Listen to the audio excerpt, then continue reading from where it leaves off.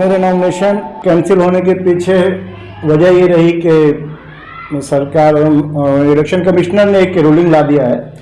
Ruling तो उसको नहीं कह सकते, गाइडलाइन है उनका कि 2008 के बाद 4 बच्चे नहीं होने चाहिए, 2 बच्चे होने चाहिए। और अल्हम्दुलिल्लाह हमारे पास 2008 के बाद 4 बच्चे थे। तो शायद के सच बोलने की सज़ा है ये। बाकी लोगों के साथ भी था, वो अगर 2 लिख देते कोई इंक्वायरी नहीं होती, चैलेंज होता, इंक्वायरी होती, 20 साल तक केस चलता, उसके बाद जब तक काम तमाम हो जाता।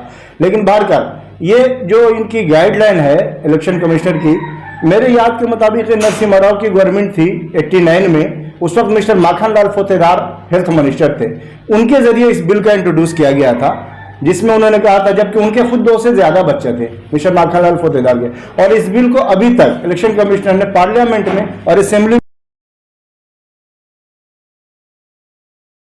मुझे ये उम्मीद थी कि शायद ये ऑप्शनल है, कंपलसरी नहीं है, लेकिन इन्होंने मेरे नॉमिनेशन को रिजेक्ट करके ये बता दिया मुझे कि हमारे पास, मुझे ऐसा लगता है कि ये पर्दे के पीछे ये चाहते हैं कि ये लागू कर दें, नसबंदी लागू करें, क्योंकि एक आदमी के पास एक ही रास्ता बचता है, या तो वो 2 बच्चे के बाद ऑपरेशन करा ले या फिर वो इलेक्शन सिस्टम में आ जाए।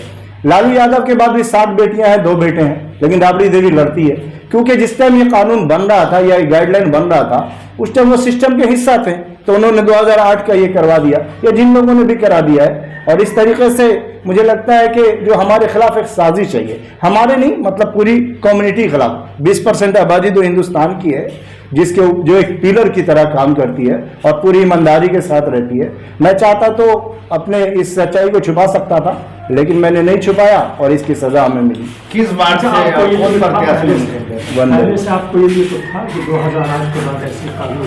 ये यकीनन गाइडलाइन का इल्म था मुझे, मैंने गाइडलाइन पढ़ा था। हाँ, तो फिर आपने कैसे गाइडलाइन पढ़ने के बाद भी हमने पर्चा इसलिए भरा था कि 1937 का एक शरिया कानून भी है, मुझे उससे भी एक उम्मीद थी। वैसे मैंने शरिया कानून की पूरी स्टडी नहीं करी है कि शरिया कानून के अंदर ये आता है कि नहीं आता है, लेकिन मैं ये समझता हूँ कि शरिया कानून मेरे लिए है। और नसबंदी के बुनियाद पर हमने पहले भी जो है इंदिरा गांधी की गवर्नमेंट को ये किया है, तो मेरी ये समझ ये थी कि कंपलसरी है, ये ऐसा नहीं हो सकता है, कम से कम हमारे लिए तो ऐसा नहीं होगा, ऐसी उम्मीद थी हमको।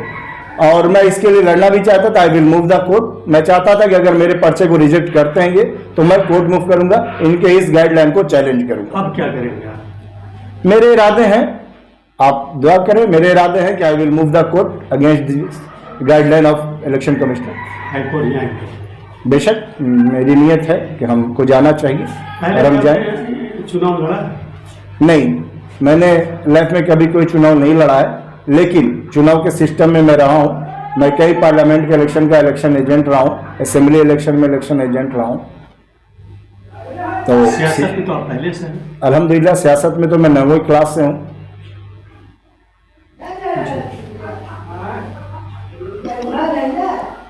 किस वार्ड से और कौन प्रत्याशी थे जिनका नॉमिनेशन रद्द किया गया? वार्ड नंबर 39 था।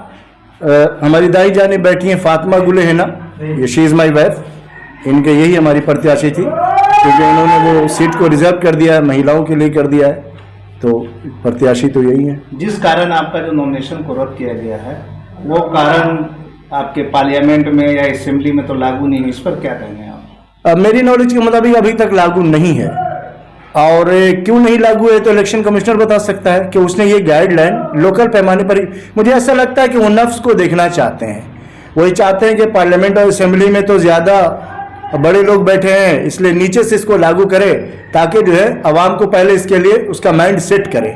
शायद माइंड सेट करना उनका मकसद है, इसलिए उन्होंने लोकल लेवल पर ये किया है। उसके बाद वो करेंगे। मुझे नहीं लगता कि पार्लियामेंट और असेंबली में वो कामयाब हो पाएंगे इस गाइडलाइन को करने में। क्या नाम हुआ?